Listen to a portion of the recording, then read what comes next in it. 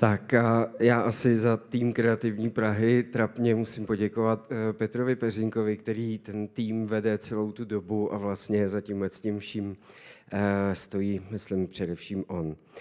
Tak, to, co nás teď bude čekat, je další blok, kterým vás bude provázet Sasha Michailidis. Ale než Sašovi předám slovo, tak Petr mluvil o tom, že se tady objevuje spousta otázek, které byste možná měli, které můžete Kreativní Praze pokládat. Ale kdyby to někteří z vás už teď nemohli vydržet, tak od toho tady máme možnost klást otázky přes Slido. Stačí si naskenovat QR kód a už od této chvíle můžete posílat dotazy, které potom Sasha vlastně začlení do toho svého programu a případně na ně nabídneme odpovědi. Ale já už teď chci přivítat paní Beatriz García s její prezentací. Prosím.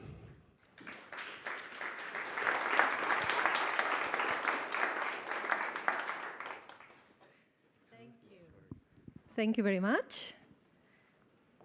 Well, it's a real pleasure to be here today.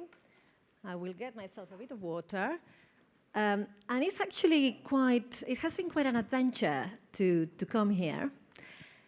Because today is a very important day in my home city. I was supposed to be in Barcelona today. It's the day of Sant Jordi. And it's a very difficult day to explain for those that maybe have not been there. It's the day of the literature and love. And the whole city is going to be covered by roses and by books. And it's going to be blocked completely to the traffic. It's a mega operation. If we think of how we translate that into data, I was just thinking of that in a moment. This is an interesting metaphor for what we have to be discussing today. There will be many numbers, because there are going to be hundreds of thousands of books being sold, and hundreds of thousands of roses, and lots of people, certainly hundreds of thousands of people, circulating in the whole city. But beyond the numbers, what is really profound for an event like this is, for instance, the messaging. Since 6 a.m. this morning, I have been receiving digital roses from old friends. It happens every year. I think people that remember from university, from school. So again, it's interesting to think how we consider what counts as data and how we capture really the value and the significance of what matters to us. So I think I have 20 minutes to share with you a few views. And my role today, I have been told, is to give big picture. There is no time to go into details. We're going to have a panel afterwards, and I believe yesterday you had a fantastic day of workshops and discussions. What I want to share with you is a few reflections that are the result of, the chance I have had to spend the last 25, close to 26 years, interrogating this question around data, around culture, how it applies to cities, how we understand and interpret cities. And I have many roles. Today one of those roles is in my capacity as Associate Director at the Center for Cultural Value, where actually we are trying to keep advancing methodologies to discuss, what do we mean? What do we mean by data? What do we mean by value? But catching, and let's see if I'm doing this right. Next, yes. My lens, and the lens that I have applied for many of these questions, has been mostly through major event interventions. So a lot of my case studies, through which I have been exploring methodologies and models and working with many cities around the world, come from events that are one-off. I started with the most mega events of them all, that is the Olympic Games, which has a cultural policy framework and has a very interesting cultural program attached. It's called the Cultural Olympiad. And then the European Capital of Culture program that turns 40 years in 2025, and it's going to provide a really interesting opportunity for reflection around, European narratives and development. It's around 82 cities that have been awarded this title since 1985. Not all of them have hosted it yet, but up to this day, we have 82 that have been awarded the title. And this provides, again, a fantastic data set as well. So yes, I have had, where do I need to point it for it to, yes. I had the opportunity to dig deep into questions of methodology and data gathering from what seems like very olden times, very vintage experience. So back in 2000, 2001, working on Glasgow, that had hosted the title in 1990, and doing what was very innovative at the time, which was to do a retrospective study, to look into the 10-year legacy of the intervention. So we raised very interesting questions about how you capture data 10 years after. What exists? Where are the traces? And how do you discover how value evolves? And a question that I will be posing to you, and I hope also is part of our discussion, that is the importance of the longitudinal. You know, how data that maybe today might seem insignificant or difficult to interpret, it might mean a lot in 5 or 10 years' time. No? So how do you plan ahead, or how do you have the patience and the time to really follow the cycle? Not everything will be clear or will be very surprising or very impacting immediately, but there are very, very interesting stories to be found if you have the chance to look over time. The other major study was in Liverpool and started in 2005 until 2010, and it was the Impact08 research program.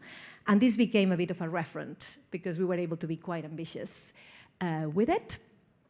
And on the Olympic Games front, it's another story because what we have is a lot of money, a lot of big players with an event like this. How do you articulate the cultural dimension, and the relationship between the mega event and what cultural organizations can do, what artists can do, the way the city operates beyond the stadia, what happens on the street, etc., etc.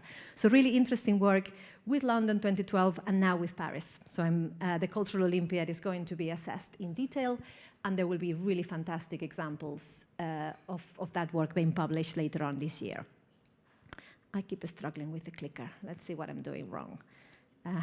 So yes, some more examples of events in here, just to give you a sense of where I'm coming from with the case studies I will be sharing with you. And this I'm not going to skip because we don't have enough time. So some of these images that I will share with you are quite old. These are exercises that were conducted back in 2005, for instance. What I want to say with this is that although you might feel that many of the questions that you are asking and discussing are very new, it has never done before, this is not the case. We might have 30, 40, 50 years of asking very similar questions. There is a lot of knowledge that has been accumulated. The problem is that there is no continuity, and that at times it's hard to know where the repositories are. A lot of fantastic forums and discussions like this have happened in many countries.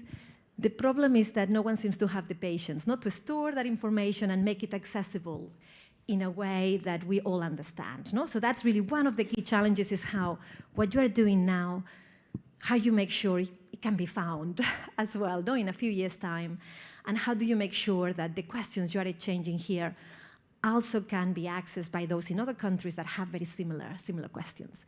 So this is an example of something that felt very new, and I feel continues to be relevant today, which was the idea of mapping the city, understanding what is a city's cultural system. Before you go into any project of data gathering, you need to understand the context. Where are you operating? This will help you understand its significance. So this was the case, for instance, of Liverpool. And an exercise that was very new at the time is just to try to identify many different stakeholders that could be linked to culture and a cultural intervention, and then try to establish the clusters and the groupings. This was a really, really basic endeavor that it changed everything. In terms of saying, well, how many different groups do we need to contact to establish a baseline? And how important it was to do all of this that took us 2 or 3 years in order to understand the impact of hosting the European Capital of Culture in 2008. So we realized that in order to understand the impact of a particular concert or a particular square initiative, we could only see what it meant to have 10 people or 10,000, whether 10 was actually a huge number, and 10,000 might be very, very tiny, by connecting it with all kinds of other things that were going on in the city. So while we developed this little exercise, it's seems quite basic nowadays, but it's useful to really think back of why. And we realized how many things also would be different today. What things would you include if you were thinking of Prague? No, what are the stakeholders that come to mind? Would you do groupings in this way, or would they be slightly different? And what matters is also all of this. No, I mean, I could not read the actual words on that pyramid that you presented, but you referred to traffic. Traffic, how important it is to just understand those issues in the context of a cultural intervention in order to really see the kind of data that tells you whether you have accomplished something big or small. If you're operating with very heavy traffic, to actually get a certain amount of people to reach a particular place is amazing. If you don't have any of those problems, then maybe you need to be much more ambitious with the numbers, no? And the same figures are not so impressive if you don't really have those kinds of barriers. So, well, we worked a lot across all of these different environments, and this helped us set the scene for the many reports that were going to come next, and that managed to actually open the door to many conversations around evaluation across Europe. So, the next challenge and the next, well, I think is very exciting area, and I feel lots of you seem to share that view, is having the time to see, well, where are you, how are you establishing causality relations, no, between information, between data sets? Because I don't think we have a paucity of data. I think we have mountains of data out there. The issue is just how you understand the relevance and the relationships in order to end up being able to tell a story. So modeling was the other big exercise. And this was the way, for instance, we started it with the Impacts 08 research program, was just understanding clusters, the different clusters of information, the different keywords that helped us identify the indicators and help us establish the kind of matrices that we started building up, and then over time we could revisit and then relate to other types of interventions or to other cities or to other points in time. So we started with this. Again, a lot has evolved. It's fascinating to see. I mean, this is again from 2005, 2006. It evolved into 2010 and into 2018. Interesting now in 2024 how we would phrase these groupings. No? So, for instance, how discussion and data that might have to do with well-being becomes much more dominant, and it could be a cluster in itself. How do you account for other areas such as environmental, sustainability, the issues around now, for instance, safety. No, I mean, in the aftermath of the COVID-19 pandemic, what kind of data you need to gather that has to do with people feeling safe to join in crowds or to engage with a lot of people in enclosed facilities. I mean, how certain areas that you had never thought would be significant to understand the impact or the challenges of your work, how they become a keyword, a dominant word. But well, the importance of this exercise was to be able to understand that the kind of data we needed to cross different dimensions of impact, different thematic areas simultaneously. And also, it made us understand with all the different stakeholders how we needed data that could explain impact, but also data that could explain processes. And again, very, very important in all of your discussions, the kind of material that you need to gather around how your vision evolves, how a strategy is changing, how decision-making evolves. Because this also will help you make sense of whether the numbers are big or small. No, it all depends on the challenges you have had to get up with those particular numbers. So again, other examples of models, this I will, it evolved with the European Capital of Culture program, which I feel is a fascinating case study, and I know we have here some of the people behind the next city to host the title here, is the fact that you have those 30 years, 40 years of accumulated knowledge with cities that are trying to respond to a similar question. So this exercise was conducted for the European Parliament. And what it did was to compare, all the data that was available around European capitals of culture between 1985 and 2013, and then organize the different areas just to see how much we understand around vision statements, governance and financing behind the initiative, whether there is any approach to legacy planning, how that translates into programming for culture, into communication strategies, into public engagement approaches and plannings for physical infrastructure, and then how this translates into impacts. So this exercise was very useful, again, just to help see what relates to what and how you can tag the different types of data. Another model, and something that is now very current, and I certainly invite you all to explore it, is the work that now, I mean, it evolved between 2021 and 22, but now in 2004 there are lots of updates, is the work of the Centre for Cultural Value, which is embarking in a UK-wide exercise to really improve and advance the case for evaluation in culture in a way that is very accessible and very attractive to the practitioners, to the policymakers. So one of the exercises was to try to provide what we call this wheel of change. This, in fact, is very similar to what the work that had been done previously with Liverpool, but you have another way of seeing the different tools, and it's just how, in any of your organizations or any of your initiatives, you need to make that relationship between understanding your ambition, the change that you seek, the resources you have, what you do, what you produce, that are the outputs, your outcomes, and your impact, and understanding this as a wheel. It's useful, it's basic, it's quite obvious, but it really can make a difference to, again, help you tell the story of all of this data that you are gathering day by day.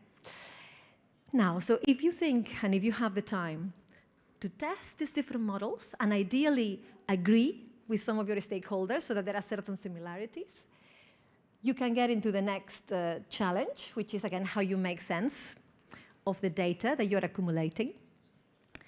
And in here, the big ongoing challenge, I think it might be getting easier, is how you get a common language, whether you are actually calling things by the same terms or not.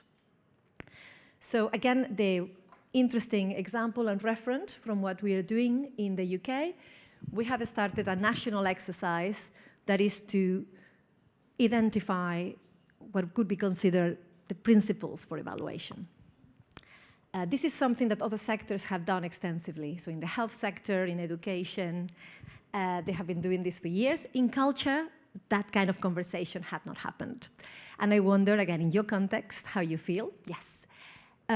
So this is what resulted out of a large process of consultation. And you have a lot of material online. See whether some of these questions could be relevant to you. Other examples is this, and this is very messy because it's all work in progress, but I also would put it very high in your list of priorities as teams, the glossary of terms. What words are you using when you define your indicators? Do you mean the same thing?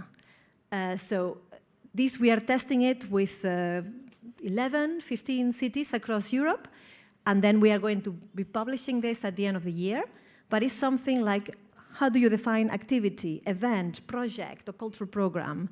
What is a visitor as opposed to a spectator, as opposed to a participant? These are all very, very basic, but very key areas to define. Otherwise, we are comparing apples with pears, and the kinds of numbers that you are sharing become very, very difficult to assess against other cities. Indicators, lots of exercises. I wonder the state you are in here in terms of recommended indicators that most of you should be gathering. Again, lots of reference out there. So I want to wrap it up with a few recommendations, because obviously the next thing, and what I feel you're being very good at already, is how you present the data. And again, this was the old-fashioned way, or the way we would do it 15 years ago, where you simply have a few numbers and maybe a few stories to tell. Things are evolving very rapidly, and we have a lot of infographic capacity nowadays to get the numbers, to sing and dance. I have seen the little characters that appear on the screen with some percentages and statistics. That's great, and it works very well to get a little article on the press and so on. But really, what does it mean? We have to keep having the chance to say, are you able to say what matters through this? I mean, for someone that doesn't know, I might feel, oh, great, but what is 177,000 activities? Was this a big program or a small one? What does that mean? So there is an issue and there is a danger of getting too dazzled and confused by what software and technologies offer. It's brilliant that we have them, but it's not enough. We need to learn to use it. So certainly it's in all of our advantages to know how to use this. But we cannot forget, again, whether there are stories that actually are not being captured through these techniques at all. The big element that is also happening, and I want to pose it here, throw it on the floor, is the question of open data. There is a lot of push, a lot of encouragement now to get organizations and events to actually share data as it comes along. I don't know where the conversation is at for all of you, because it brings opportunities and also challenges. I would like to invite you to look at how Matera did it for 2019, because it's very attractive in terms of graphic design, but I know how tricky it was. The data behind it is not necessarily as strong as it could be. It's just that it looks very fun, and it certainly opens a lot of interesting questions. So the challenge is that we have a lot of material, a lot of tools at our hands, and I hope that my point of saying for the last 30, 40 years, many, many other people have asked the kinds of questions you are asking. You are not the first. The issue is, again, what is missing? No, what are the bits that we are not cracking completely? And I'm hoping we will have time to discuss that. Numbers are very, very useful, and I certainly feel we all need to engage with them. But these numbers need to tell a story. So obviously we need to work on the story that the numbers tell us. But the reverse is also true. Stories are also data.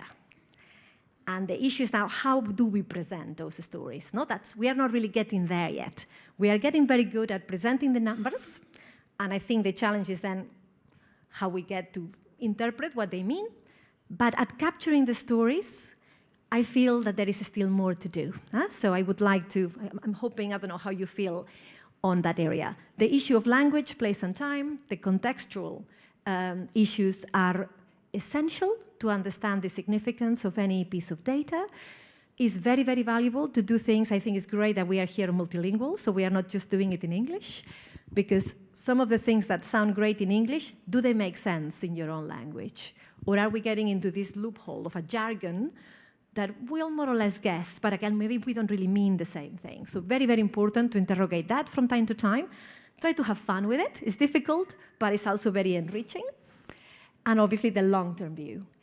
And what is good? The good news is that the opportunities are enormous. So I'm hoping that you all agree this can be a very empowering exercise. This is not just an obligation. It can be very exciting to be part of debates like what we're having today with this forum.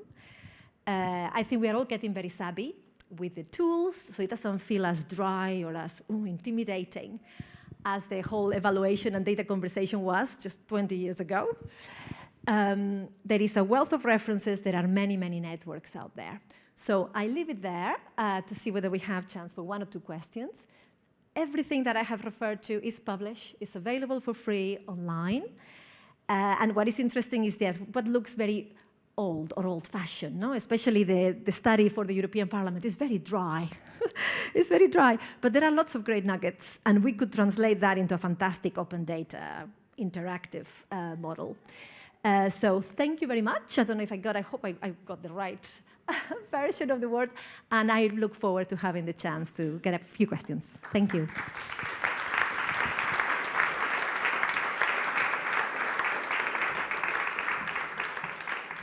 Thank you very much. Thank you very much, Beatriz.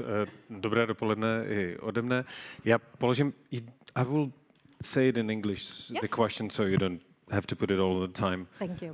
Řeknu to dvojjazyčně, ty otázky zatím máme připravené nějaké dvě, ale samozřejmě pokud kdokoliv z vás bude chtít zvednout ruku a položit otázku na Beatriz teďko, potom ještě budete mít šanci samozřejmě i v rámci panelu, který bude po kávě, tak udělejte i teď. Tak, maybe the first question how do you gather data from an event as San Jordi?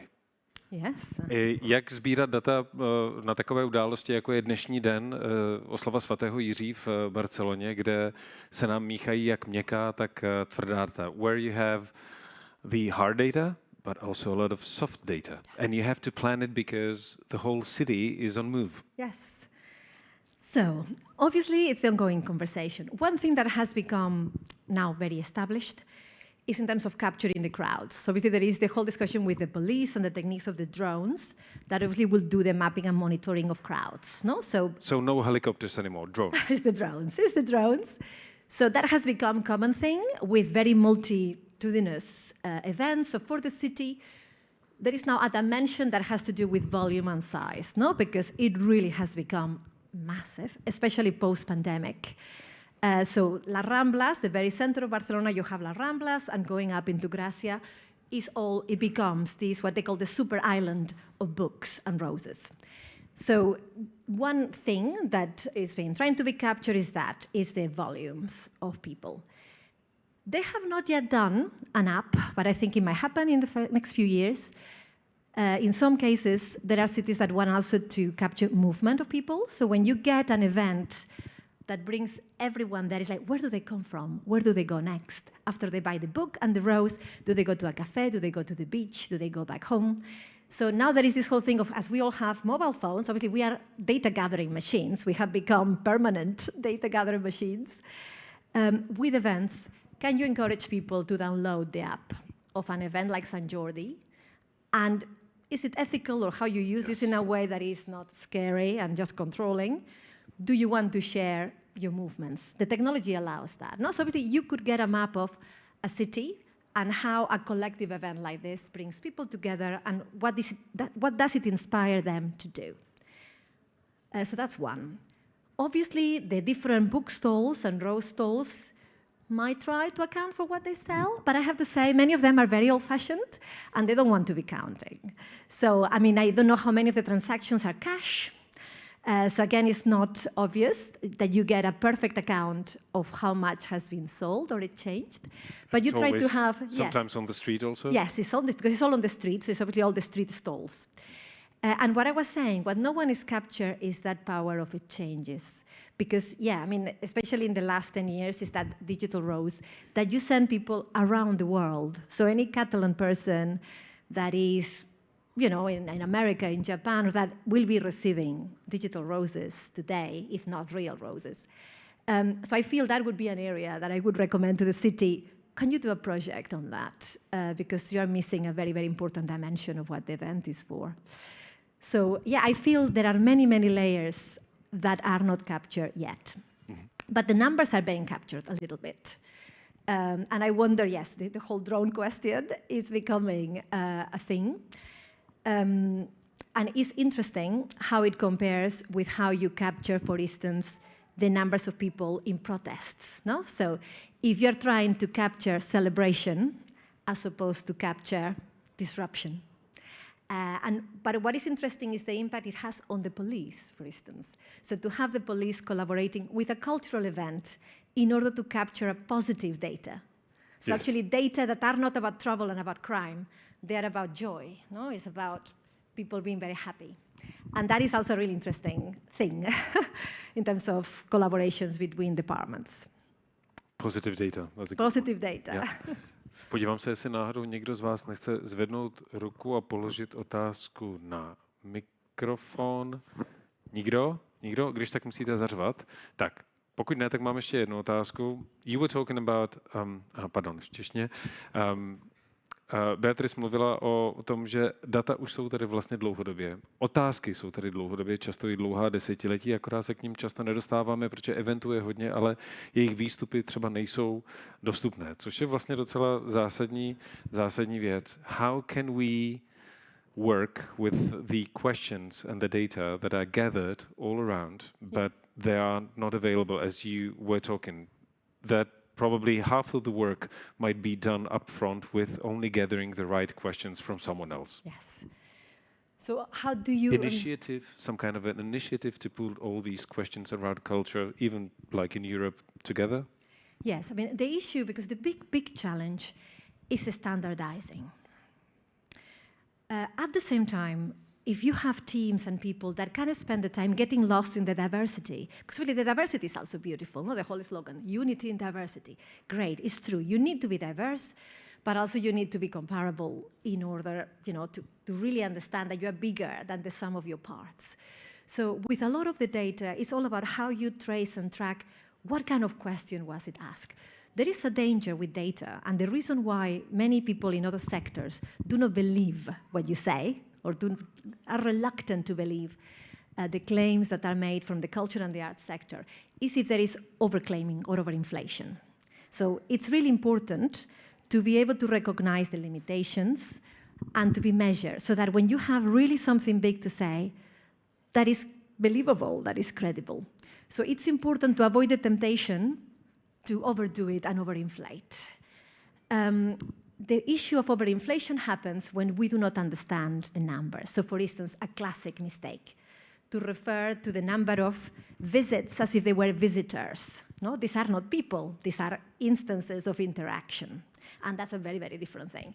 So obviously sometimes it makes no sense. You say, we have done this, or we have done this festival, and we have had, the capture of all of this. And you say, well, but these are not people, these are just engagements. No? So being very clear of what you mean will help add to the rigor and credibility of what you say.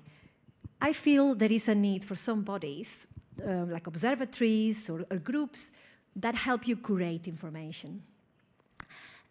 So that each of you can focus on gathering the data that you have at hand, and then you get help getting at that next level. It's very hard to get all of the different hats at the same time. It's very hard to collect the data at this level and then to understand what is its European significance or what is its significance compared with the education or health might be doing. But I feel the tools are getting better to share. There are a few matrices, so what we are trying to work is on this, the sharing the knowledge exchange, but for that you also need to build trust. And it's where forums like this, how you get to contact people and say, okay, let's start a project together. I would probably want to request the software providers also to provide platforms that can last for more than 5 or 10 years at a time, so that you can commit to doing something and then evolve it. Because the other challenge we have is that constantly things are being updated and changed and replaced, and then there is no capacity in the sector because you need to do the work as well.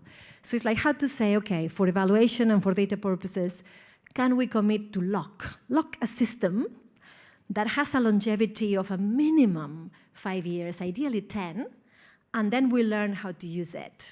And can we agree that we are all using the same one for a time or a very similar one? Because I'm working a lot with data sharing, and it's that who uses the G Drive, who uses the OneDrive, or the Google Drive, or OneDrive, or Dropbox, or what it becomes very, very difficult then to just make sense. It's all the troubleshooting and the cleaning of the data that gets extremely confusing. So I think there is that. This seems very practical, very hands-on thing, but this is probably the solution going forward. If you manage, and obviously if you can do it with a case study, with some selected material, there are amazing things out there. And obviously the big question, artificial intelligence, and can we learn how to use it so that it helps us make sense, of the maze, and can we control it so that we do not confuse, the meaning of what it's telling us. Again, to avoid overinflation, not to just be too shallow when we interpret what certain numbers are telling us. So I don't know if it makes sense. It's happening, and the good thing is that I think more and more people are managing to have roles that are associated to evaluation and to do that in the long run. Me after 25 years is very different from what I can see from the things I was doing in 2002 and 2003. I could only see it from a very close-up, It's when you start having the bird's view, it really is amazing. And I feel very optimistic about the future of data in the sector.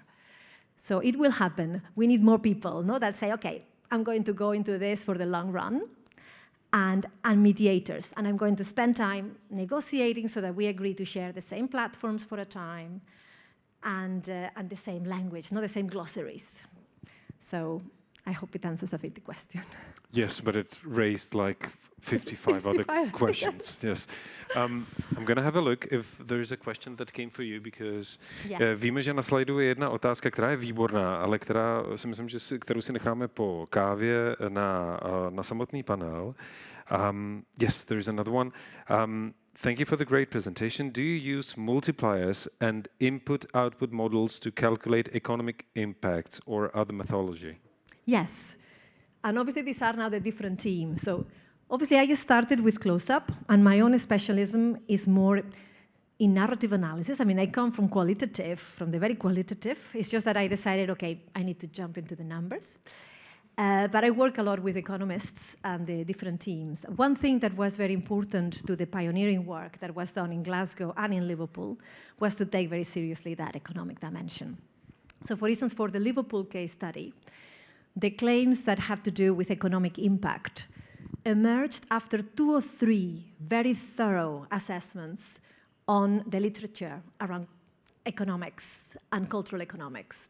Because again, any of those numbers, you need to explain how you have come across them. So yes, the issue around multipliers was essential, but also how are you interrogating that? It gets very specialist eye into which type of methodology you're using. I'm working now with Buddha. This is the Arctic Circle, the Norwegian European Capital of Culture this year. The team in charge of the evaluation are all accountants. So they come from an accountancy department. So what really matters to them is these economic factors. They're struggling more with the qualitative. So they really, and this is like, what is culture? It's like the question that they have is, I don't know. They have a real issue because they have not used a case study that has to do with cultural activity or the arts before. But they are very strong in their approach to interrogating the figures and the economic models. So what they are doing is, again, very interesting. The problem is that they're struggling communicating its value, no? Because sometimes what they're coming up with doesn't seem very impressive from a numbers point of view. So for instance, if we are talking about multipliers and so on, one area that has become apparent to me with many of the, especially mega events and large-scale cultural events that I have been involved in, is that it's almost impossible to prove that these initiatives have a big impact on job creation. It doesn't really happen in that way. In terms of visitor numbers, yes. In terms of tourism impact, it's possible to have a very thorough demonstration that there is causality, that actually the event or the cultural intervention has made a difference, and it would not have happened anyway. With job creation, it's not that possible, that easy. In terms of inward investment, certain areas, yes, certain areas, no. So it matters to say who you're working with and what method you are applying. And that is also the challenge, that there is a lot of pressure to come up with very easy stories and things that can be understood very quickly, but often you are saying things that are a bit problematic from a methodological point of view.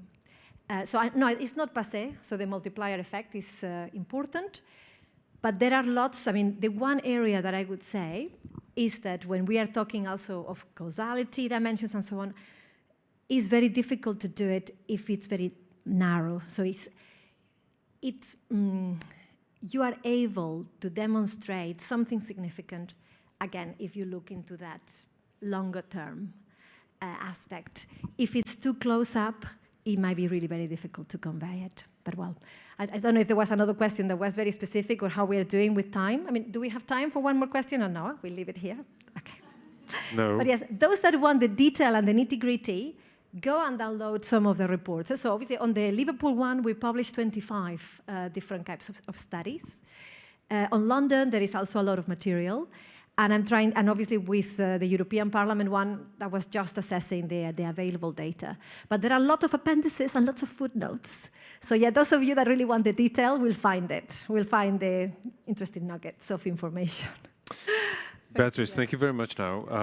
Beatriz s námi bude i po pauze, protože bude součástí panelu, který bude následovat, kam jsme si schovali tu jednu výbornou otázku na slajdu. A tím pádem teď vás pozveme na malou přestávku, která skončí, ale opravdu, pokud vás můžeme poprosit přesně v 11:30, tak aby byl čas právě na ten samotný panel a potom samozřejmě také na oběd. Beatriz, thank you very much. Thank you.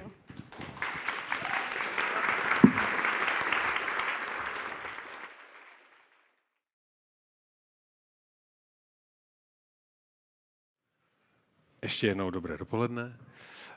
Děkujeme moc, že jste přišli opět v tak velkém počtu, jako včera. Jsme za to opravdu moc rádi. Bylo řečeno už, vlastně vy možná víte podle toho programu, co bude následovat. Teď se budeme věnovat datům v kultuře z takového globálnějšího pohledu. Po obědě potom se budeme věnovat datům s ohledem na publikum. Ten globálnější pohled je na základě takových krátkých prezentací a potom následně panelu. A teď budou 3 krátké 5minutové zhruba prezentace, potom bude následovat ten panel a v rámci toho panelu samozřejmě budeme moc rádi, pokud budete pokládat své otázky, ať už přes Slido, přes ten QR kód, který možná ještě v průběhu celé debaty uvidíte, anebo teď, děkujeme. A nebo samozřejmě, že se přihlásíte tady v sále. Když se přihlásíte, tak jenom vás poprosím, abyste počkali, že vám dodáme mikrofon a vy samozřejmě můžete pokládat svoje otázky. Některé otázky na slajdu už v současné chvíli máme a budeme se jim věnovat. Teď mi ale dovolte, abych vám představil následující panelisty. Beatriz García už znáte, protože ta už je vlastně naše kamarádka z předchozího panelu a také ze včerejška. Dále potom nám dovolte, aby jsme představili také Björna Wijerse. Björn je z organizace PublicSpaces a věnuje se hodně open datům, což je téma, kterému taky tady určitě budeme rádi věnovat pozornost. Katarzyna Kouba Sanojca, která je z Kreativní Prahy, a potom ředitel Městské knihovny Praha, Tomáš Řehák. Vítejte, welcome. Thank you very much for coming.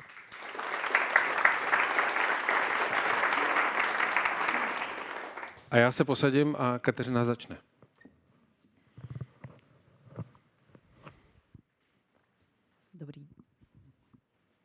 Dobrý den. Tak já vás ještě jednou vítám a jsem moc ráda, že jste dorazili. Teď se během 5 minut pokusím představit náš projekt, který už dneska několikrát byl zmiňován. Je to projekt Mapka, Pražská mapa kultury. Proč mapka? To už dneska taky několikrát padlo. Vlastně potřebujeme mít znalost o tom, co se ve městě děje. My jsme tu znalost neměli, data byly různě dostupné v rámci města, nikdy ale na jednom místě. Proto jsme se rozhodli vytvořit Pražskou mapu kultury, kterou vám dneska velmi rychle a stručně představím. Základem, jakým způsobem přistupovali jsme ke sběru dat, byly 2 dokumenty. Metodika mapování kultury v Praze, která vznikala tady na IPRu, a taky kulturní politika hlavního města Prahy. Díky mapce vlastně budujeme znalost o kultuře ve městě a je to vlastně naplňování kulturní politiky.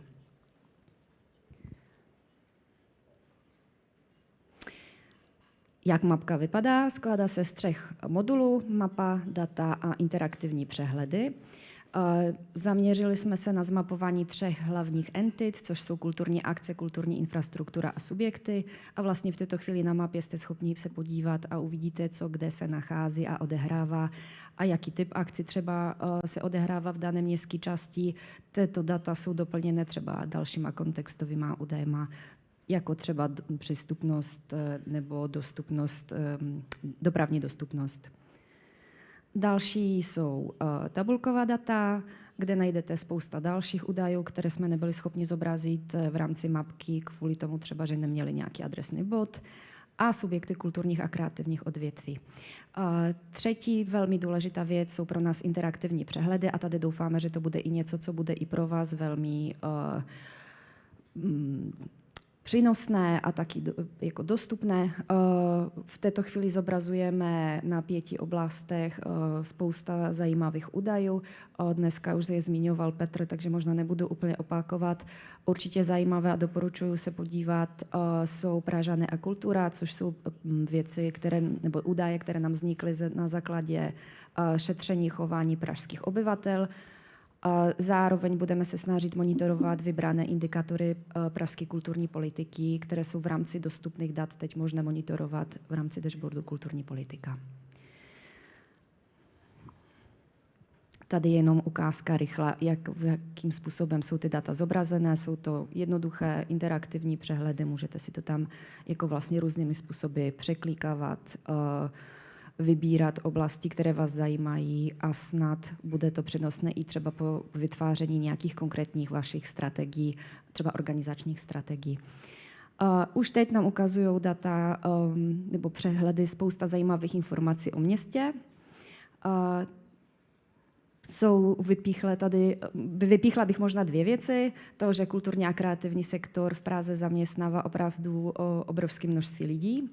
A druhá věc jsou Pražané a kultura, vlastně to chování, o kterém jsme se bavili a které může pomoct kulturním aktérům vlastně vylepšovat jejich nabídku. Nechci možná jít do detailu, podívejte se pak jako na našich stránkách. Tady jenom základní segmentace publika, se kterou teď pracujeme. A možná bych tady jenom se zastavila na posledním slajdu, což je to vlastně využití. Myslíme si, že by to mohlo být přínosné jak určitě pro město, pro dlouhodobé plánování nebo pro rychlé možnosti intervenci, co jsme zjistili vlastně během covidu, že to tady chybělo. Určitě jako advokace máme teď už lepší data týkající se sektoru kulturních a kreativních odvětví a samozřejmě jsme schopni už v této chvíli vytvářet různé tematické analýzy na vybraná témata. Takže pokud vás zajímá nějaká konkrétní oblast, určitě oslovte nás a spolu se na to podíváme.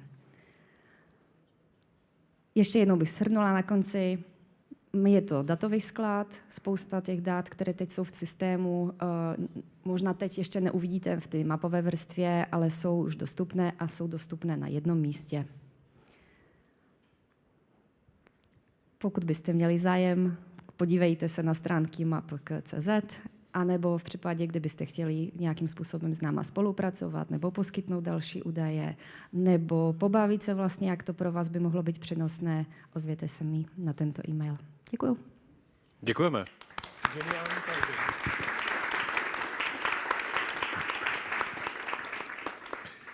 Kateřina velmi způsobně zkrátila svoji prezentaci na úplné minimum, ale to neznamená, že to, co se objevilo na těch slajdech, tak nemůžeme rozvinout potom v následné diskuzi.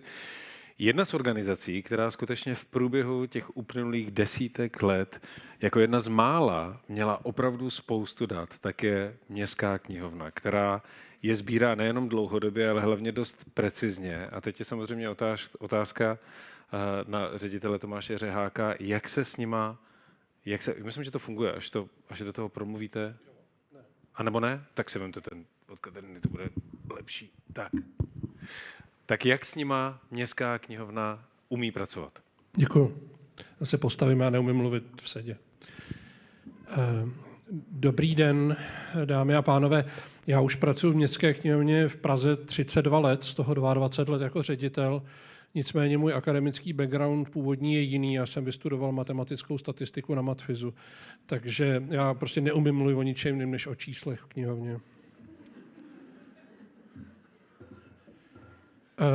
Jenom abych tomu dal ten rámec, tak my jsme největší kulturní organizace zřizovaná městem, minimálně tím, že prožereme zdaleka nejvíc peněz. Náš rozpočet je nějakých 450 milionů korun ročně. Máme největší počet návštěv, máme největší počet zaměstnanců, fungujeme na 50 místech v Praze, máme ústřední knihovnu, 45 poboček, 2 pojízdné knihovny. Prostě jsme dinosaurus pražské kultury. Každá knihovna se vždycky pochlubí tím, že kolik má svazků ve svých skladech, tak my jich máme zhruba 1,75 milionu. Když jsem nastupoval do knihovny, tak to bylo 2,25 milionu. Jsme horší knihovna nebo lepší knihovna? Je počet svazků v knihovně měřítkem něčeho? Říká tohle číslo něco o kvalitě služby? Máme 169 000 registrovaných čtenářů. To ve srovnání třeba s Barcelonou je docela špatný číslo na počet obyvatel. Na druhou stranu na podmínky střední Evropy je to docela fajn. Za rok uděláme 3,5 milionu výpůjček. To je další skvělý číslo. To si totiž nikdo neví, jako co to je. Kdybych tady teď se postavil a řekl, za loňský rok jsme udělali 3,5 milionu výpůjček, tak si všichni řeknete, wow, ty jsou dobrý. A když přišel a říkal, no, minulý rok to bylo 3,5 milionu výpůjček, už jsme měli i víc, tak si pan ředitel Služenko řekne, no tak pane řediteli, musíte se trochu víc snažit. 2,25 milionu fyzických návštěv, 8 600 kontaktních akcí pro veřejnost. Je to málo nebo hodně? No před covidem jsme jich dělali necelý 3 000 za rok. Tak to je docela hodně. Ale zase to číslo nedává smysl, dokud ho neuvedu do nějakého kontextu, dokud ho s něčím neporovnávám. Máme spoustu služeb online. Ta klíčová otázka nad těmi čísly vždycky je, jestli se bavíme o výstupu, anebo jestli se bavíme o dopadu, jestli se bavíme o výsledku, o tom, co to znamená. Já to ukážu na malém, krátkém příkladu, který je prostě pro knihovny úplně klasický. Jo? Tak když se přetavíme tohleto na 450 milionů korun, které to stojí, tak je to odpovídající služba veřejnosti nebo není? Pořídili si daňoví poplatníci za 450 milionů něco, co se jim vyplácí, anebo by bývali udělali lépe, kdyby 450 milionů dali do nového parkovacího domu někde na kraji Prahy? To je vážně míněná otázka. Jeden ze způsobů, jak na to začít odpovídat, je přemýšlet o tom, jakou hodnotu jednotlivé služby mají a to pak nějak násobit s tou kvantifikací. Tak 3,5 milionu výpůjček za rok, hodnota jedné výpůjčky, ten benefit pro toho člověka, který si ji půjčil, je 130 korun. To jsem tady teď tak jako vyhodil od boku. Ne, to je číslo, se kterým jsem pracoval v dizertaci a je to téma na diplomku, proč zrovna 130 korun. Ale řekněme, zkuste mi v tuhle chvíli věřit, že 130 je docela dobrý číslo. Jo? A tak to je celkem 455 milionů korun versus 450 milionů korun nákladů, to teda není nic moc. Tak musíme dělat ještě nějaké další věci. Tenhle graf ukazuje, jako, co je vlastně zajímavý a co se rodí. My jsme začali před více než 10 lety pracovat s e-knihama, ale tehdy to byla prostě marginálie. A v tuhle chvíli my máme skoro stejně stažených e-knih jako půjčených papírových knih. A jsou to e-knihy, které sami produkujeme. My jsme největší vydavatel e-knih v České republice. My vydáváme 1 e-knihu v průměru každý pracovní den.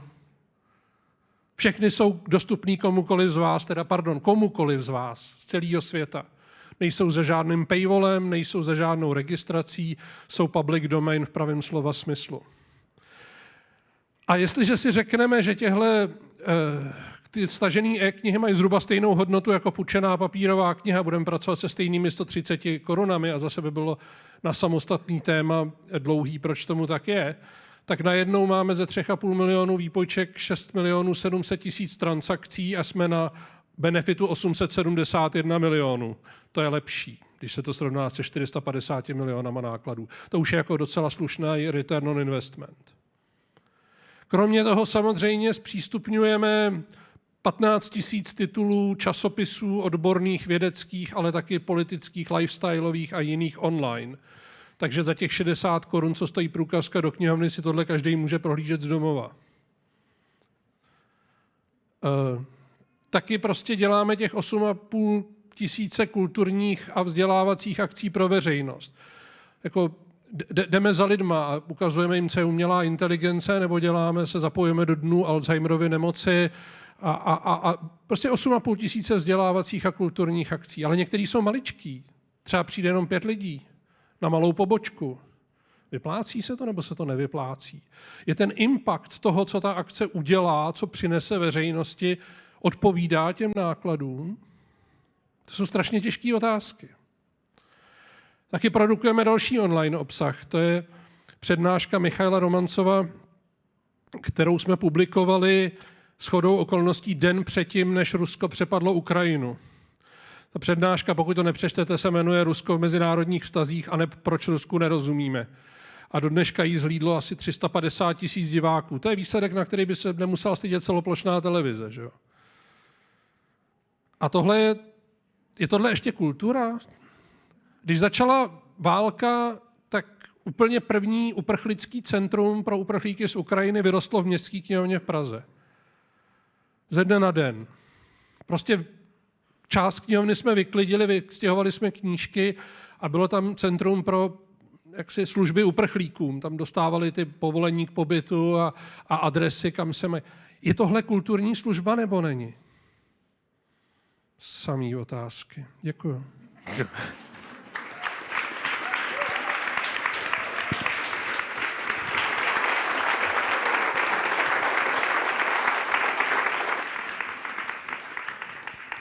Já teda musím říct, že na začátku té prezentace jsem měl trošku obavy, jestli Tomáš Řehák se jako nesnaží odejít z knihovny všema těma otázkama, které nepřinesly moc úplně pozitivní odpovědi, ale ta dramaturgie, ten oblouk té prezentace, teda klobouk dolů.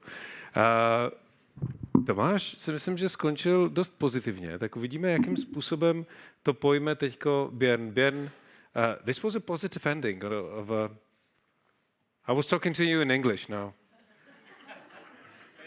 Thank you. I was a bit like I have two hands, but there's so many stuff. Yes, I know. That's why I wanted to make it a little bit easier for you. I just said that Tomáš was ending like his presentation started like in very dark kind of side, but it ended up very lightly. So I'm really curious to see what you prepared for us. I continue with the light and go to the dark, maybe. Okay, you're making the whole panel easier. Perfect. Björn, it's yours. Thank you. First of all, I'm honored to be invited by the organization to be part of this panel. I'm using some paperwork here because these are some sensitive things that I want to make sure that I'm not making any mistakes. So let me introduce myself. My name is Björn Wijers. I'm from the Netherlands and I have a background in interaction design and open source software development. And like my predecessor, I like to stand up as well. I've been working on fairer copyright, Creative Commons licenses. Perhaps some of you have known it. Open content, open source software, open standards. And I've built website applications, art installations, and so forth. I've been, and I am, an interaction designer, software developer, hacker, technologist, and activist. So I suppose I'm a bit of an outlier here. And today I'm participating on this panel on behalf of PublicSpaces, the organization that I work for as chief community. And PublicSpaces is a small Dutch foundation. It's also a unique coalition of public organizations, as you can see on the slide. And they all share a common problem, a dependency on big tech, software application, and services, and platforms, whose values often do not align or are even opposed to those organizations.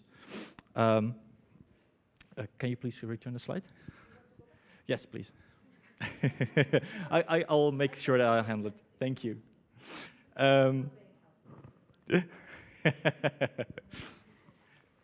It will work. So this is a problem too big to fix for one organization. And that's why PublicSpaces was created. We want to tackle this common problem because big tech, frankly, has become way too big. And united, we are stronger. We strive towards a digital ecosystem based on public values. And you can see some of these values a little bit on my shirt here.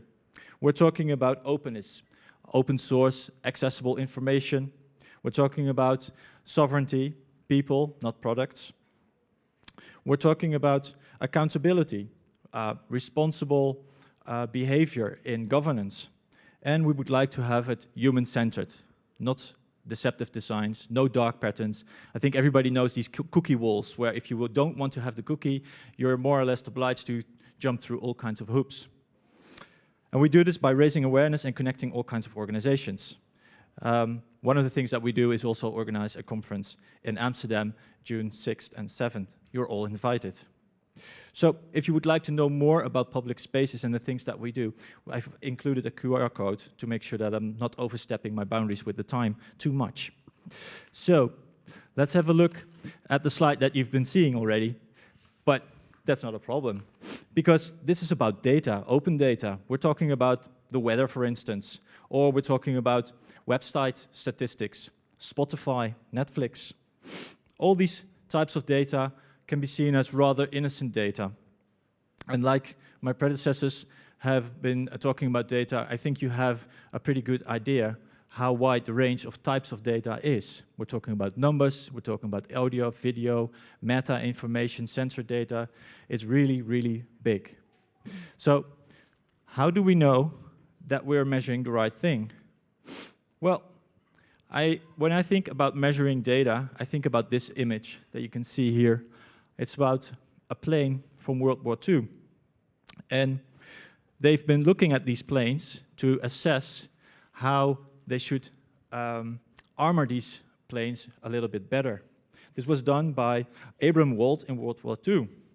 And he did this by tracking the damage of the planes that still managed to get back home. And somebody showed me this picture, and I had a bit of a trouble to interpret the data. Let's say mistakes were made. And I will say the answer for where you have to armor this plane is not on the red dots. These are the places where the plane was damaged, but still managed to get back home. The larger white areas without any dots, that's the answer, because all the planes that were tracked, that got home, and the ones that weren't tracked, because you could not assess the damage, because the plane wasn't there, it was somewhere left behind, those were the planes that probably had any problems with their engines or the cockpit. But before we start talking about to measure, let's have a look at what we need. Why do we need the data?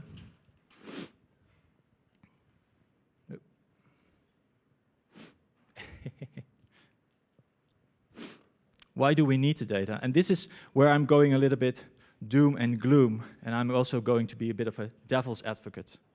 When discussing data and storing information, I'm thinking about the many examples of data unintentionally being abused or intentionally being abused.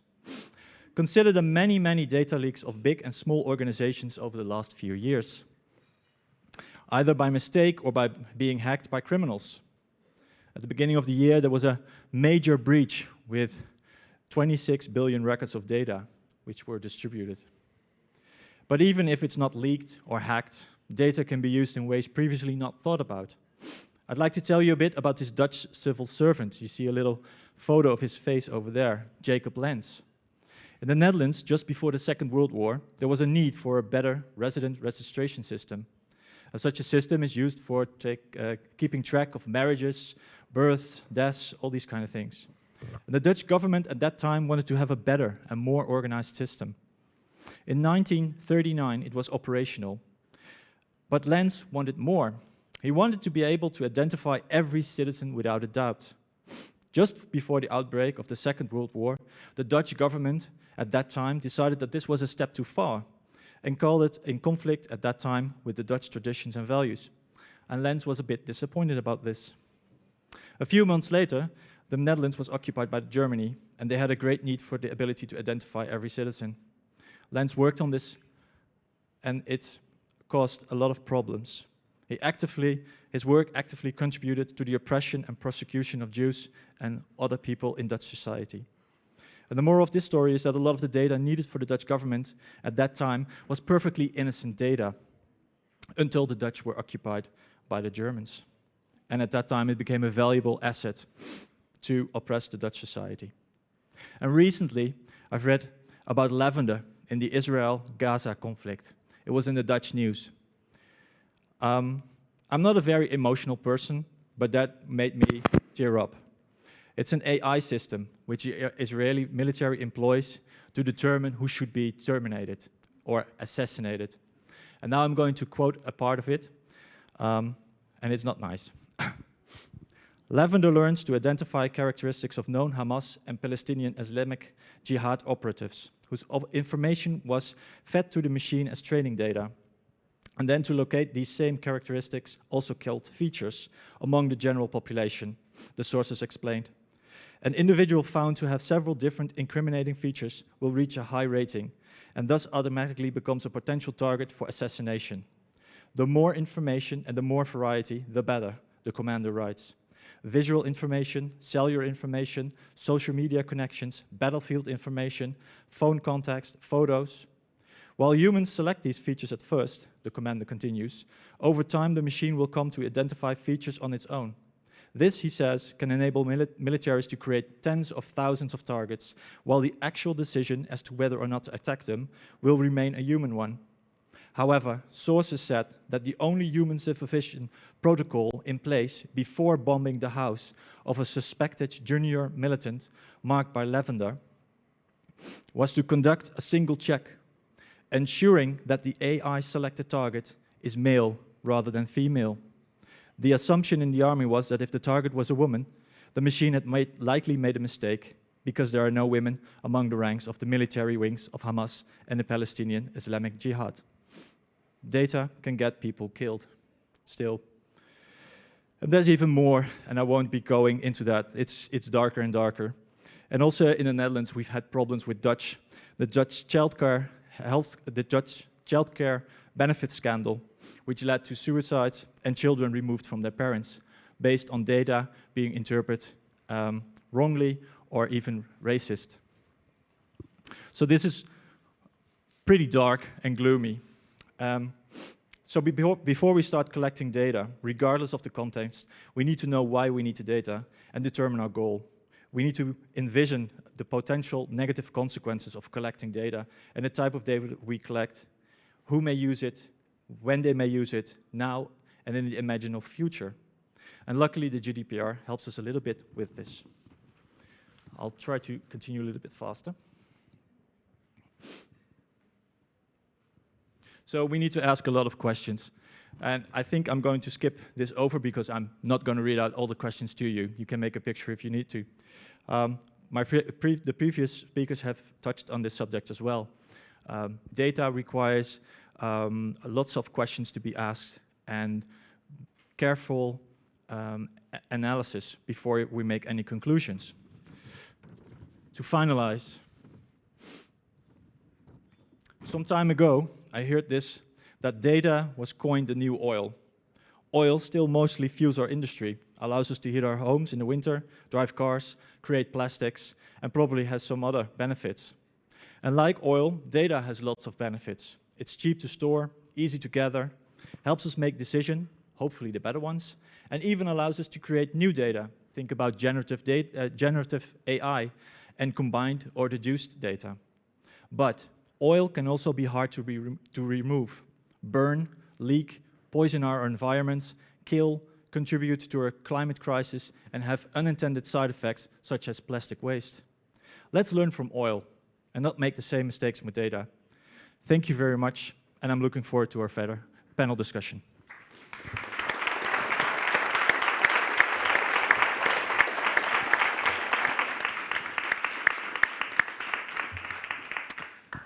Thank you for this, Björn. So you basically made our panel for 2 hours in the next time. Sorry. So many important questions, and I think one of the questions that came at the very beginning, with the overall situation with Prague gathering data, is very much affected by what you said now at the moment. So, from your position, and let's start maybe with Beatriz. How should Prague collect, gather, store, use, interpret data, and how to learn from other cities or other countries, for example, as from Liverpool? Yes. Well, the issue, because there is here a very a deep and a philosophical issue that needs to be considered. Precisely the kind of data that I was referring to as what is missing in terms of those stories that are not being gathered and that might be the most meaningful is also the most dangerous data.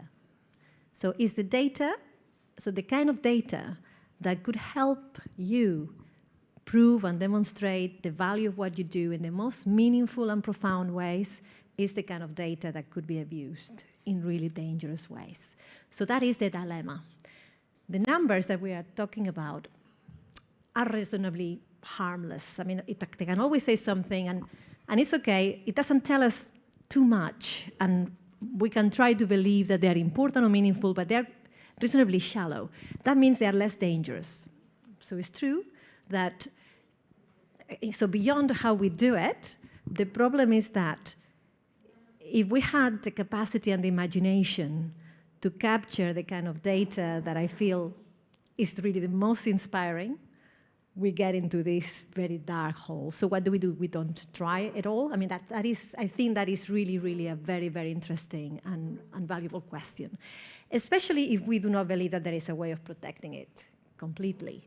I mean, a lot of the issues that we have now with the ethics and integrity, I mean, now universities and everywhere, you have all of these requirements on how you conduct an interview, where you store it, you know, the kind of passwords and so on that you need to use, for how long, that you need to destroy the data, which also affects what I was arguing about the value of the longitudinal. There is a lot of really, really meaningful data that I really want to argue needs to be protected, but it's true, it could be misused. So there are a lot of rules and regulations because of the dark effects that are actually affecting the quality, the value, and the meaning of a lot of the data that we have collected. So maybe then the question is, what do we do with the less dangerous data? How can we make the less dangerous data more interesting? And should we give up the aspiration to collect other materials, given that I think it's impossible to argue that it's going to be completely safe? I mean, it's impossible. Or do we commit to doing experiments that are not on the record, no? So yes, obviously in places like Liverpool and so on, the universities are really tight. It's really, really, the measures are very, very strong now for data protection. But I have to admit, is making certain projects that we conducted back in 2005 not possible, not feasible anymore. So I have been able to do amazing work back in 2001, 2004, 2005 that I cannot replicate now because of this. So actually, it's that double take, no? So there were certain things that were really, really inspiring, but that now, because of the possibilities of what can be done, I mean, obviously, a lot of the material that was gathered 10 years ago is all on paper. It's not in any system. It's not on software. So it's less dangerous. So maybe I want to put it there, because I think the question is more philosophical. It's not just about how we keep it. I mean, I do believe it's not possible to completely safeguard the most qualitative, the things that really give you the absolutely deep emotion and values that you have as a person. So I don't know what the rest of you think about that kind of dilemma. Yeah. Okay, so we basically moved from what Prague should do in collecting into the safety, so we can maybe stay there because it's a relevant question. So, Tomáši, I'm going to put it in Czech now, so you need the headphones, sorry. Tomáši, tohle je poměrně zásadní věc, která samozřejmě i z hlediska knihovny je důležitá nejenom teď, ale i do budoucna. A otázka tedy zní, umíte pokládat ty správné otázky? A pokud ano, pokládáte je tak, že víte, že budete mít šanci je ochránit?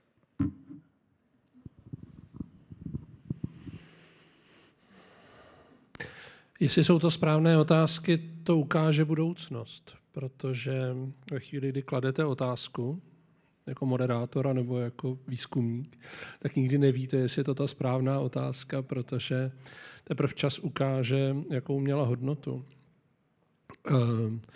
Knihovny mají tu výhodu, že jsou paměťovými institucemi, takže jaké informace uchovávat a jakým způsobem je pro ně na rozdíl od většiny živého umění jako každodenní biznis. Jo. Tak v tomhle máme asi nějakou výhodu. Tím, že jsme napřed, tak víme, že je to vlastně strašně složitý a že to je velký problém. Jeden z největších problémů dat je, že se většinou uchovají data a neuchová se kontext, jakým způsobem ty data vznikly. Takže to jsou data, která jsou nebezpečná už jenom tím, že mohou být interpretována úplně jako špatně, protože vlastně nikdo neví, co přesně jako v tu chvíli ty data znamenala. Takže uchovávat metadata, která dobře popisují, k co vlastně jako stálo u vzniku těch dat, je úplně kruciální. A to se teda moc neděje. To je teď obecně v metodologii vědy, v informační vědě jako velký téma, že vlastně všichni máme, jakože celá věda je postavená na publikacích a v těch publikacích jsou nějaké výsledky nějakého výzkumu, který se opírají o nějaký data a ty data nikdo nemá. Protože ty data se neuchovávají, protože jakmile publikujete článek a schrábnete svoje body do rivu, tak je vymalováno. A proč jako někde syslit nějaký data, který vlastně už jako splnili svoji roli. Jo. A to je ten důvod, proč dneska je spousta velmi známých vědeckých poznatků vlastně nereplikovatelná. A pak se lidi jako říkají, ale teď nám to vychází úplně jinak.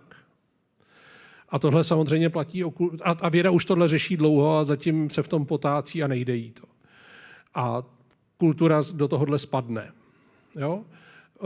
Z období, kdy nebyly žádný data, se dostane do situace, kdy bude mít spoustu dat, protože je vlastně strašně snadný získávat data a ocitne se v situaci, že bude mít data, který neví, co znamená. Jako nikdo nebude vlastně tušit, co ty data znamenají. A asi si tímhle jako musíme projít. Nevím, jestli jsem odpověděl na otázku, ale byla to správná otázka. Děkuji, Tomáši.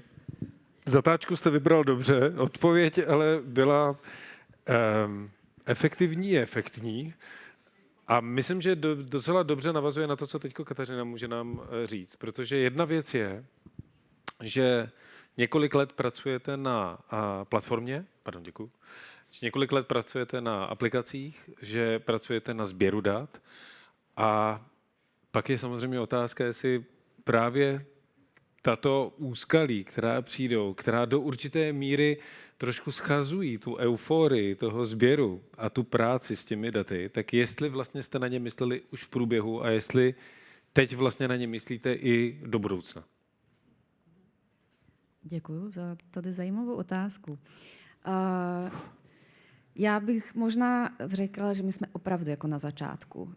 My jsme ve fázi, kdy se nám podařilo data, které někde jinde už byla, dát na jedno místo, doplnit je o šetření, které je jako samozřejmě jakoby velmi zajímavý vstup. Zároveň třeba v našem systému jsou třeba data od ticketingových společností, kde my čerpáme informace třeba o místě, kde se ta akce nachází, nebo o kulturní infrastruktuře. Každopádně nemáme žádné konkrétní data o uživatelích, jsou to prostě všechno anonymizovaná data, nepřicházíme do styku, kdyby jsme byli schopni identifikovat toho koncového uživatele, což samozřejmě je pokryté i v rámci GDPR, ale určitě je to jakoby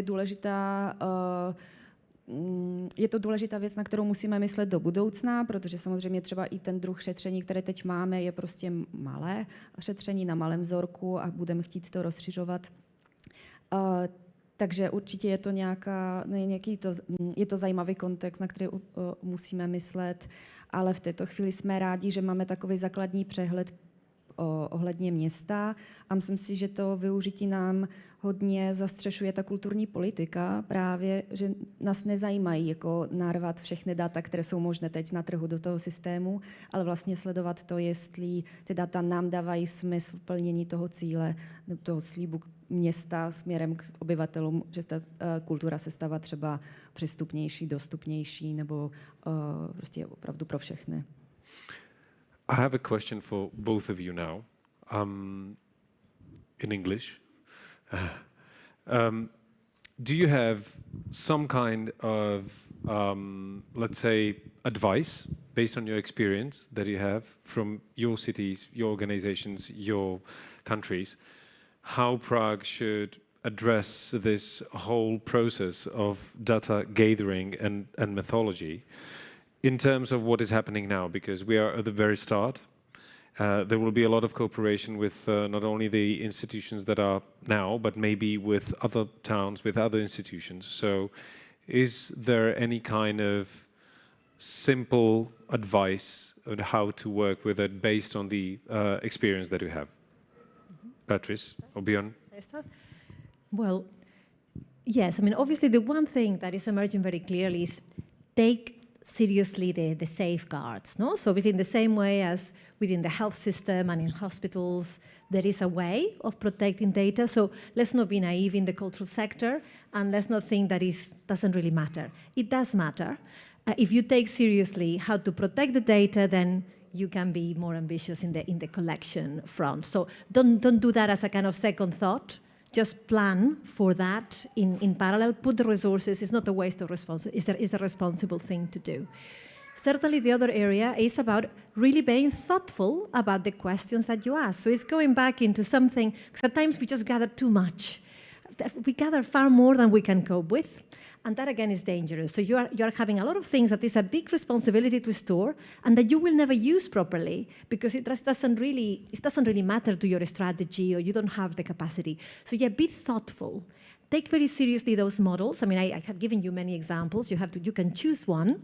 So before you go into your next big exercise of data collection, make sure that your objectives are clear. What is it that you want to achieve with your project?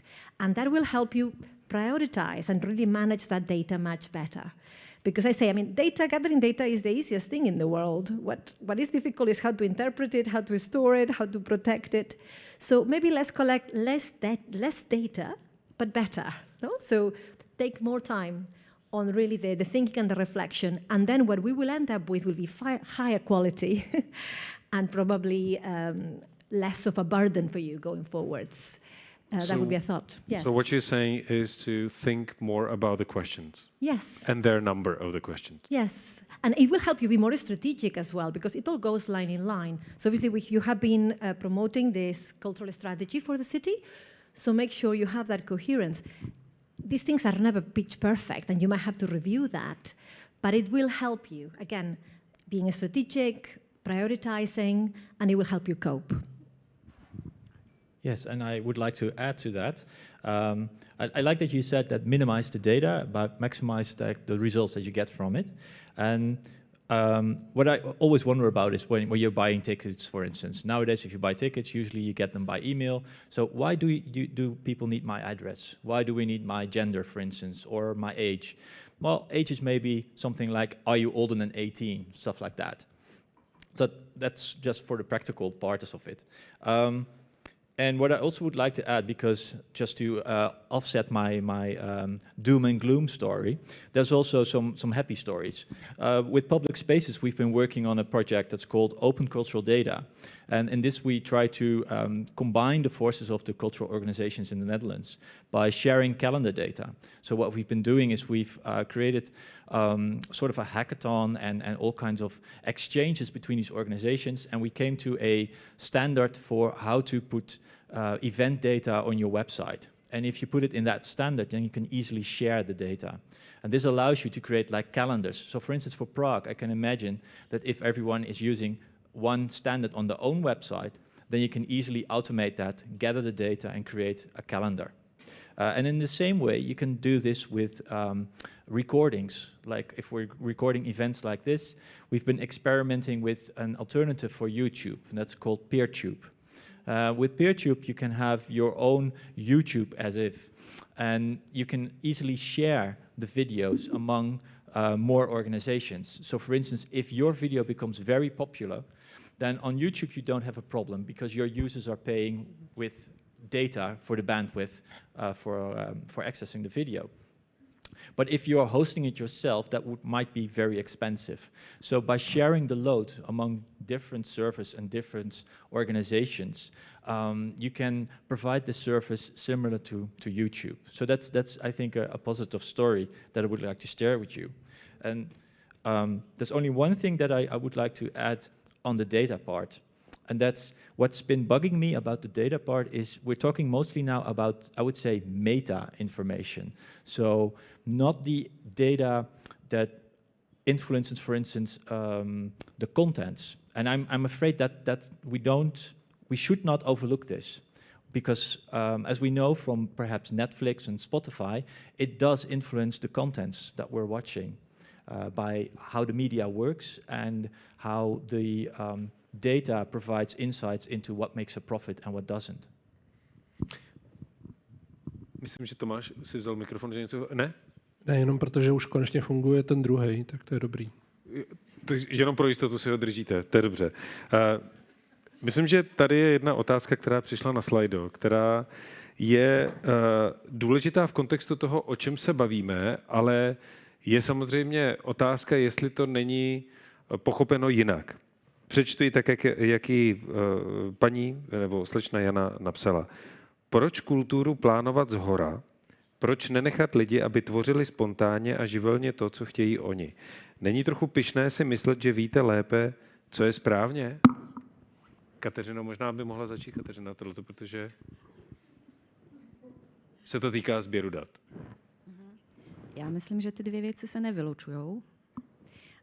Zároveň věřím tomu, že kultura, víme to, že kultura má spousta dalších dopadů na třeba ekonomiku, na zaměstnání, na jako spousta dalších faktorů. A to je taky jako důležité. Zároveň lidí, jak to říct, jako když to otočím na druhou stranu vlastně a řeknu, jo, nejsou tady žádné zřizované organizace, není žádná jako kulturní politika, jak vlastně zajistíme, že ta kultura opravdu je pro všechny přístupná a dostupná a dostanete se na kulturní událost během třeba 15 minut dopravou, anebo že je tady dostatečné množství akci pro seniory nebo postižené lidi nebo nějakým způsobem nevyhodněné, nemám ráda to slovo, ale... takže myslím si, že to musí fungovat z obou směrů a není to nic proti ničemu mít ty data a naopak právě vidět třeba, když třeba nějaký kulturní dům se ruší a my můžeme vidět, jestli ta lokalita je nějakým jiným způsobem obsloužená, anebo pak zase bude náročné vytvářet zase něco nového, protože najednou něco zmizelo. A mít ten předstih v tom a vidět, co je potřeba v dané chvíli. Tomáši? Já na to asi navážu. No. Já si myslím, že kultura samozřejmě je hřiště, na kterém si každý může dělat, co chce a nikdo mu do toho nemůže mluvit, dokud nic nechce od těch druhých. Ve chvíli, kdy si řekneme, že nepotřebujeme žádnou veřejnou podporu kultury a že si kultura má vystačit sama a nic jako od nikoho nežádat, tak asi nemusíme nic plánovat, protože to necháme živelně a Václav Klaus starší se bude radovat, že konečně se naplnila jeho vize. Ve chvíli, kdy máme pocit, že jako je důležitý do kultury investovat veřejné prostředky, no tak v tu chvíli už to musí dostat nějaký fundament. Jakože přece to nemůže být tak, že jako někdo se podívá do křišťálové koule a řekne, tak tadyhle dáme 4 miliony, tam dáme 5 milionů, a tam dáme 6 milionů a tady jich dáme 120 a to je dobrý. Že jo? Takže ve chvíli, kdy se bavíme o veřejných grejcarech, tak si myslím, že je zapotřebí plánovat, co se s nima děje. A dokonce nejenom, když se bavíme o veřejných grejcarech, ale i když se budeme bavit o nějakém soukromém investorovi, tak jako kdo má tu zkušenost, že žádal soukromého investora, no tak on většinou chce vědět, jako proč zrovna do tohohle by měl přispět, proč zrovna tohle jsou peníze, které by měl vynaložit a k čemu budou sloužit, co přinesou, jaký bude outcome, jaký bude výsledek, jaký bude impact. Takže ano, myslím si, že na jednu stranu každý má právo si zkusit dělat, co chce a je to jeho věc a je to jeho svobodný právo a můžou z toho vzniknout strašně důležitý a skvělý věci, ale zároveň tam, kde se bavíme o nějaké systémové podpoře, tak zase bych byl moc rád, kdyby se plánovala. No. A myslím si, že, a to jsme se tady ještě nedostali, já jsem to naznačoval v té prezentaci, že kultura si musí umět srovnávat s jinými veřejnými odvětvími. Ta otázka, jestli prostě se má spíš jako investovat do dopravy, anebo do kultury, anebo do zdravotnictví, anebo má být v ulicích víc policajtů, nebo prostě, tak ta je přece úplně relevantní. To není jenom tak, že kultura je jeden koláč a my se porveme o tom, kdo si z něj kolik ukousne, tak vypadá většina kulturních konferencí, ale že to je jaksi schopnost ukázat veřejnosti, co jsou vlastně benefity kultury a jak to vychází ekonomicky. No. A to se teda bez dat jako nedá dělat. To se nedá dělat jenom příběhama.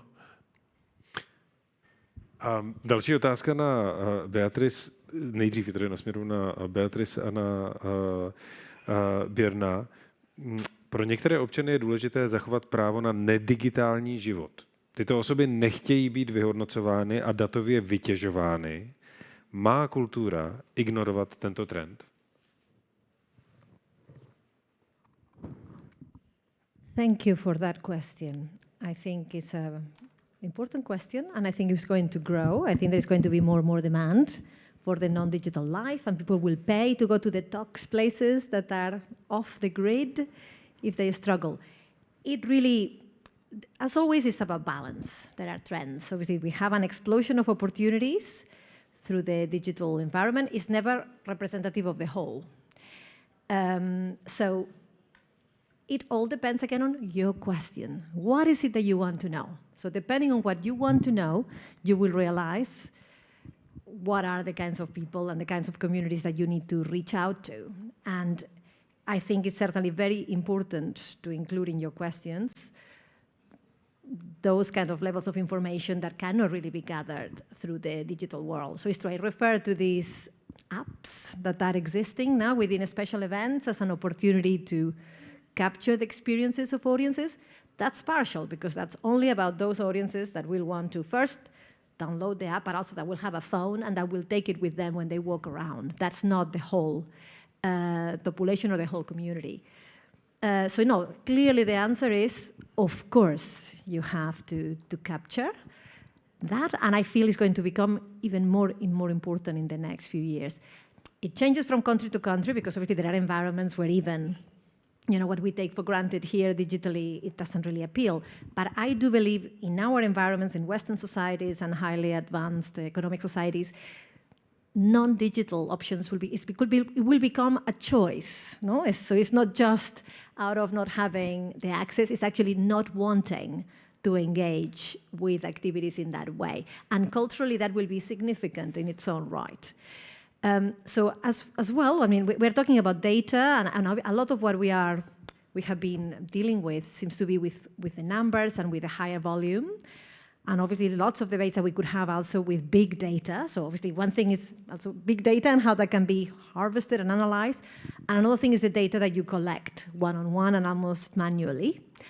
The data that we have not discussed enough is that other form of data that can be very, very, very small, and is, for instance, the kind of data that you can gather by having just a conversation between two people or having a very in-depth, away day. And those are things that are very profound, and in terms of how you gather and store that data, bring lots of enormous questions, but can be incredibly rich. And in some cases, it may be a key question that you have. And I think those kinds of experiences often are really, certainly not digital at all. They require observations in person. I will give you one example. I have worked with people from many, many disciplinary backgrounds. Again, my background is not economics. I have worked a lot with economists, but I come from a background that is more on the qualitative front. For a time, I had an anthropologist working with me in my team, and she was leading, it was the work on Glasgow and the legacies of 1990. And I embarked her as a postdoctoral research fellow to do some of the interviews. And the rest of the team were more sociologists, people with other backgrounds there.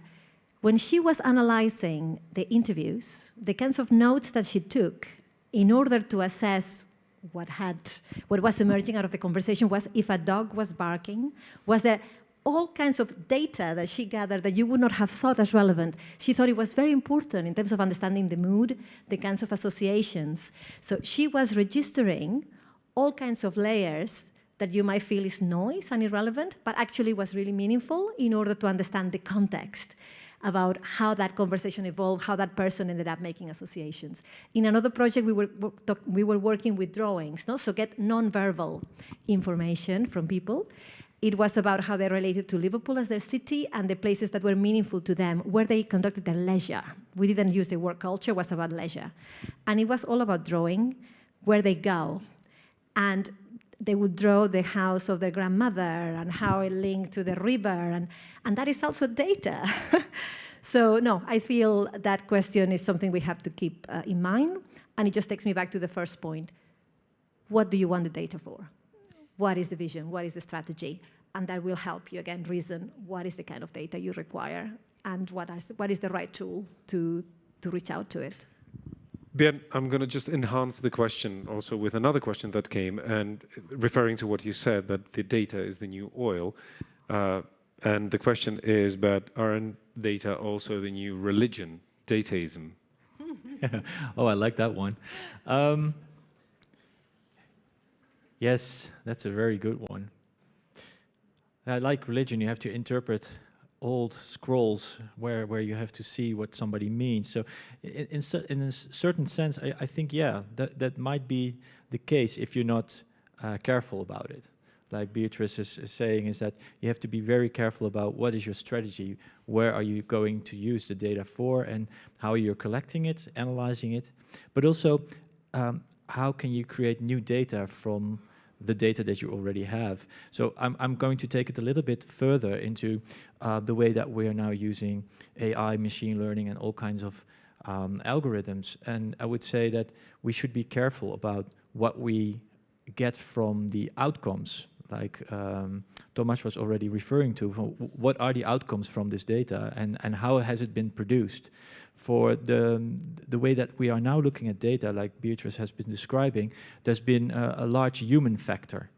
And I'm a little bit afraid that this human factor, which is usually more costly, more chaotic, people want to sleep, stuff like that, eat. If you have like machines doing the analyzing, then that's a kind of slippery slope, I would say. And with regarding to the previous question, I think you should always be about choice. An interesting thing is because before I left to Prague, in the Netherlands there was a newspaper article about a new phenomenon, and it's called the offline club, where people in their 20s and 30s are going to a restaurant or a bar or somewhere else, and they have these lockers, they put their phones in it, and for the next 2-3 hours they're playing board games or they're going to read a book because they're not able to focus themselves on this activity with their phone in the neighborhood. So it's really interesting. I believe that Beatriz is completely right, that we will see more people making the choice of, I don't want to be digital today, for instance. Take a very quick question. Okay, very good question. It came from, some unknown guys, Mark Zuckerberg, Bill Gates, and Elon Musk, asking on Slido, what operational system do you use on your computer and phone, and why? That's a good question. I'm using Linux, and that's an surprisingly. As a geek hacker, I like to tinker with stuff, but it's also quite useful for if you're doing like your daily work. I can recommend it. So yeah. Okay, and you use paper and pen? Oh, I like paper as well. It helps you structure your thoughts. Yes. Okay, perfect.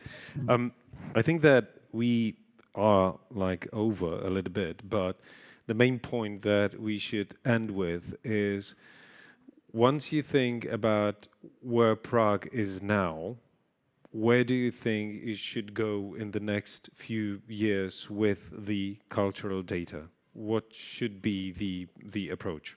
Maybe let's start, Tomáš, with you. Pardon, v češtině. Já jsem rozuměl, děkuji. Já si myslím, že je to dobře nasměřovaný. Mně to připadá jako... Já jsem říkal, že prostě si projdeme tím stádiem, kdy budeme mít spoustu dat a nebudeme vědět, co znamenají, respektive možná naši potomci nebudou vědět, co znamenají. Ale to je jako nevyhnutelný. To je prostě stádium, který se nedá úplně přeskočit, dá se jenom skrz něj projít co nejchytřejc, ale jinak mně připadá, že ta snaha sbírat data, standardizovat data, interpretovat data a pracovat s nima je to, co je zapotřebí dělat, a že za mě dobrý. Katarzyno. Já si nechám doporučit od ostatních, ale jen bych chtěla možná neodpovědět úplně na tu otázku, ale spíš říct, že pro nás jsou velmi důležité právě spolupráce a nějakým způsobem srovnávání s dalšíma městama v zahraničí, v regionech, zapojování dalších lidí. Chceme mít tady ty diskuze, chceme se učit od ostatních, nechceme znova vymyslet kolo, když víme, že někdo jiný třeba je napřed a ví víc třeba o udržitelnosti než my teď a může nám to doporučit. A co se týká i tady těch dalších etických nebo bezpečnostních otázek, vlastně určitě máme zájem hlavně o tu spolupráci a učení se. To znamená, jenom abychom to doplnili, to, co tam bylo v té prezentaci na závěr, to znamená ten kontakt, tak je určený nejenom pro spolupráce, ale i pro připomínky toho, co by teoreticky mohlo být lepší nebo řekněme kvalitnější. Určitě ano, my jsme opravdu teď na začátku, včera jsme systém ukazovali veřejnosti úplně poprvé, určitě je tam spousta datových třeba anomálí, ale víme o tom, že tam jsou, ale určitě jsou tam velká bílá místa, které potřebujeme doplnit, ale chceme je doplnit smysluplně a právě po diskuzi s ostatníma. Mm-hmm. Yes, well, I think the lines are coming around, and I think we keep merging is good. I mean, I think certainly the first one is, again, give yourself the right to go step by step, lay the foundations, have the chance to be reflective, to interrogate why are you doing. More is not necessarily better. It's better to do it well and to learn and have the chance to understand what might have gone wrong in other cases. Think long term. So I would say just think that this is not just about resolving an immediate need, it's something that will help you and it should be sustainable. Do not feel rushed necessarily. It feels like everything is urgent. I mean, there is always so much pressure. You are doing a lot already. You have time. Just allow yourself, to be able to go deeper if you need to. This kind of sense of immediacy, it can be damaging because it might make you then invest a lot into things that you will have to retract or cancel, to make mistakes. So it's not really useful to try to be so rushed, especially when there is so much that has already been done before and you can learn from. And yes, they talk to others and it change. So keep checking out. Allow that time for the knowledge exchange with other communities, because soon others will want to learn from you. And the fact that you are coming fresh at this gives you this dual element. No, it's like give yourself the time to understand what others have done, but then if you are really able to do this step by step, realize that soon you could become a referent for those that really rush and try to do too much too soon and are having now to cancel out or feel the consequences, of not having been careful enough with some of their ambitions and the big mountains of data that they do not really know how to take care of now. I'm coming from this from a little bit of a different perspective, I guess. I would say that what I would like to see happen is that art and culture uses data for good, as in the things that Beatriz is referring to, and that it's not influencing art and culture, its contents, basically. So in my view, art and culture should not only look at what's popular, for instance, or what's needed, but actually it should sometimes surprise, like the serendipity, and sometimes even makes you uncomfortable. So sometimes I want to watch television after work and I just want to be like watching a goldfish. I don't care what's on television. And the other time I want to see a well-researched documentary. I'm still the same person, but it depends on the context. So that's one of the things that I would like to address in this case. And finally, I would like to see lots of collaboration among the cultural organizations in Prague. Like the project that I've mentioned, Opal Cultural Data. It would be awesome if you guys would share your calendar data, share your events, and basically create your own platform for culture in Prague. So that I can point towards it and tell the people in the Netherlands, hey, see, it's possible. Do it. Okay, you put a lot of work to us now, but yeah, well done, Björn, well done. Já se ještě podívám, jestli náhodou někdo z vás nemá nějakou otázku. Má někdo? Chce zvat? Ano, vydržte chvilku, jenom musíme k vám dopravit nějaký mikrofon. Já vám asi dám, aby nás také naše tlumočníci slyšeli, tak já vám dám tento. Dobrý den, Olga Škochová. Možná jenom poznámka na závěr, která to doplní o tom, a tam nějaká metadata, jak o nich bylo mluveno. A vrátím to zpátky k té Petrově úvodní prezentaci, že ta metodika, z které tady to jako vychází, celá ta mapka, vlastně vznikla tady na Institutu plánování a rozvoje z jedné potřeby. A to klást si analytické otázky a mít na ně odpovědi, podobně jako v jiných sektorech, které ty kolegové, kteří tady na tom jako na IPRu sedí, tak na ně ty otázky měli. Ale my jsme pro to kulturu neměli, protože nebyla ta data. Tak jenom zpátky, jako ten prostor není extrémně nebezpečný. Tyto otázky, na které mapka může odpovídat, si kladou všichni v různých sektorech a existují proto kontexty institucí, které data sbírají a interpretují. Například tato. Tak jenom taková douška na závěr, ta metadata. Proč to? Co byl ten impuls? Jako mít podobná data jako ve zdravotnictví, sociálce, dopravě. Díky. Taky děkujeme. Tak. Má někdo nějakou otázku, kterou by chtěl položit, poznámku? Ano, Jakube, nesklamal si a jsem rád. Možná na Björna, je to hodně vlastně takový technická představení toho, jak to může fungovat. Ale já zatím vidím jako největší problém právě ten lidský faktor. Možná jsme o tom už mluvili včera trochu na tom semináři. A co byla ta hlavní motivace těch institucí sdílet ten kalendář? Protože do určité míry chtějí spolupracovat, ale na druhou stranu jsou zároveň konkurenti. A bývá tam občas nějaká jako překážka, zároveň vždycky sdílení. Hodně jsme se bavili právě o data privacy a je vždycky trošičku může působit nebezpečně, to vstup na nějakou novou plochu. Co byla ta motivace? Jak vlastně přesvědčovat ty kulturní aktéry, aby ty data sdíleli? A jestli vlastně ten největší jejich obava je právě z té bezpečnosti, anebo je to naopak úplně něco jiného a na které argumenty slyší při té spolupráci? Děkuji.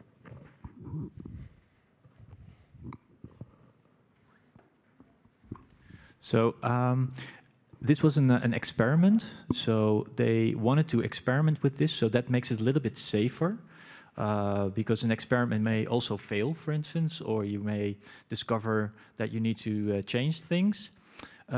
Another thing is that it will benefit all of the organizations. Most of them are funded by, I would say, similar organizations. They are not really. They are competitors, but they're also not competitors, if you know what I mean. They're all fishing in the same pond, basically. So there are reasons to combine forces, and there are also reasons to not combine forces. And luckily, they decided that combining forces would be beneficial for all in this case. Yeah. Thank you for your question. Tak. Taky děkujeme. Na slajdu jenom řeknu pro toho tu, který položil otázku na slajdu, ta otázka je opravdu jako výsostně zaměřená na tu druhou část, která je po obědě, takže s dovolením bych si ji nechal na to odpoledne, pokud někdo z vás opravdu má tu potřebu, nemůže tady být odpoledne a potřebuje na tu odpověď, teda na tu otázku odpověď, tak můžete tady když tak vychytat jednotlivé účastníky zvlášť.